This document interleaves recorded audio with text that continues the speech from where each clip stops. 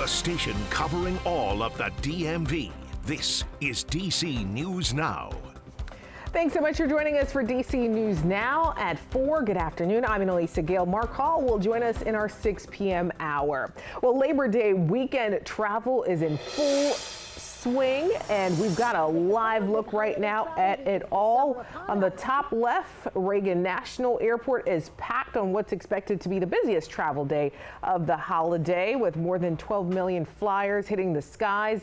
And over on the top right, drivers are stacking up on the Bay Bridge, heading toward the beaches there. Lots of cars. Meantime, down below, the coast is packed with beachgoers soaking up the last unofficial weekend of summer. And on the National Mall, courtesy of EarthCam, we saw people out enjoying the sights and the sunshine in the nation's capital today. But we want to take another check on our forecast now with meteorologist Damon Matson joining us here. And Damon, yeah, nice to see folks out and about for this holiday weekend, especially when it's beautiful out there. Yeah, seriously, why would you want to be anywhere else? Come on, folks. I know, though, going to the beach sounds pretty nice as we try to head into this unofficial end of summer. And so far, I mean, it feels like summer has already left this week. We've had some much cooler temperatures, and even today, with a cold front sweeping on through, there hasn't been much of a change up. We've stayed a little bit cooler, but still comfortable. Here is that front again. It is making its way now across the Chesapeake Bay, parts of southern Maryland.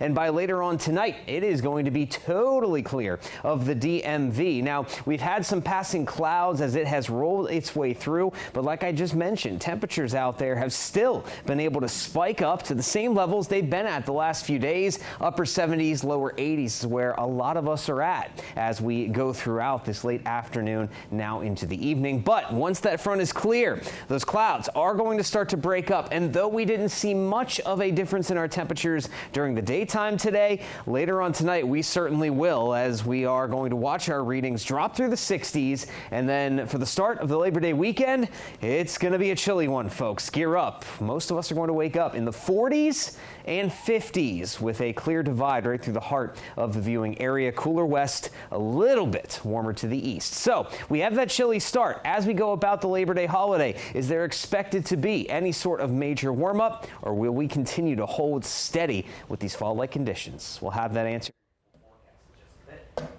All right, thanks so much, Damon. Well, with the holiday weekend here, the DMV is expecting many tourists as usual, but an influx of federal agents and National Guard members have some officials worried about the impact on DC's tourism industry. DC News Now's Mariel Carbone joining us live at the National Mall with a look at what she's seeing and hearing on this front. Mariel, how's it looking out there?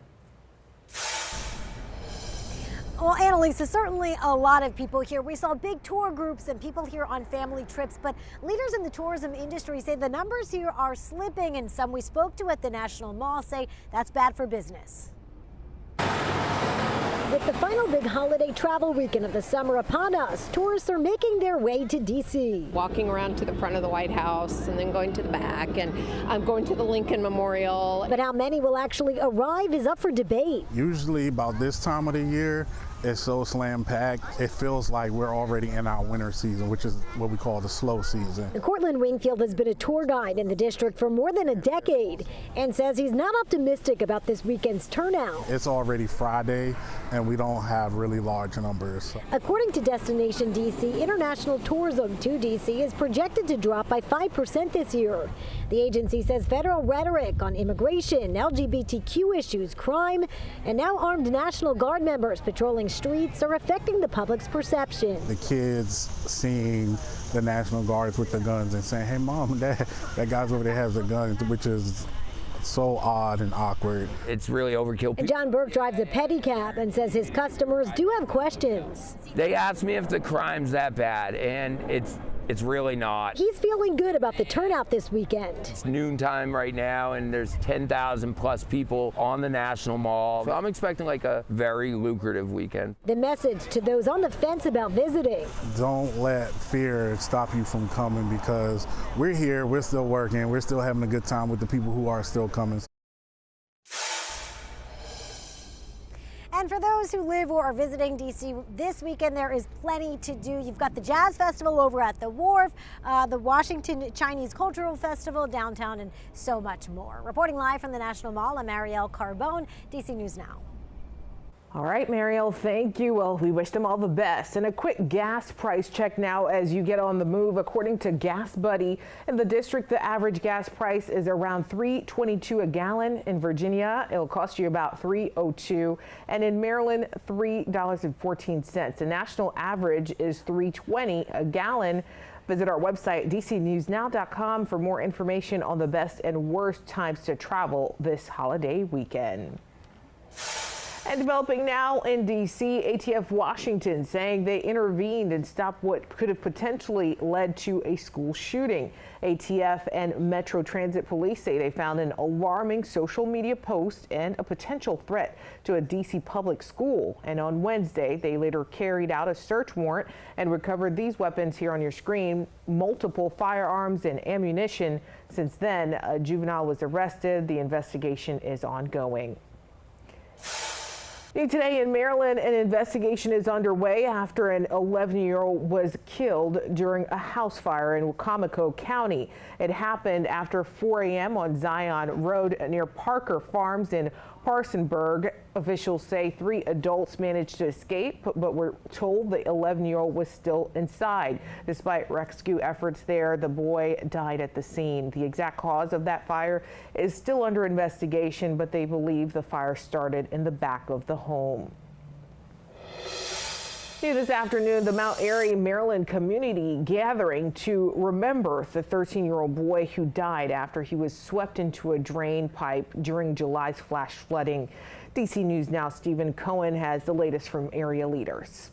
The tragic death of a young man here in Western Maryland has led to a crusade for safe standards for storm drainage infrastructure here and across the state. In a matter of seconds, he was submerged underwater, stuck and invisible. Allison Eggleston remembers the night when her nephew, 13-year-old Mason Kearns, drowned after he was swept into a storm drain in Mount Airy on June 31. On Friday, community leaders, local and state leaders, gathered to not only remember Mason, but to make sure this doesn't happen again. Mount Airy's mayor, Larry Hushauer, has ordered inspections of all drainage pipes in town and placing grates over them. The town and the county and the state have all followed up in trying to find ways to keep this from happening again. The waters were fierce, the conditions overwhelming, and yet our first responders held on, refusing to let go of Mason. A sentiment amplified by Allie. To the fire and police department of our beautiful town, thank you for continuing to show up for us, from the very first 911 dispatch to today. There are not enough words to express our gratitude, to ensure no family in the state of Maryland ever has to endure the pain and loss that our family has. As Mason's aunt put it, her nephew's tragic death is not in vain. Recommendations and guidelines, she says, will now become law. Reporting from Mount Airy, Maryland, Stephen Cohen, DC News Now. Stephen, thank you. Well, today there are new questions about how much longer President Trump's emergency order in D.C. will last. It's set to expire September 10th, 30 days after the president's order, but some Republicans appear willing to give the president more time. A new bill would extend presidential control over D.C. police from 30 days to 180 days during an emergency, and it would apply to the current order. While crime is down since the surge of federal agents, some D.C. leaders, including Councilmember Brianna Doe, argued an extension would be problematic. We have a military occupation in our nation's capital, and the president is simply doing a dress rehearsal here. He has already said that he is coming to other cities with these tactics. This is dictator behavior. For the latest updates on this D.C. takeover, you can visit our website right now, dcnewsnow.com.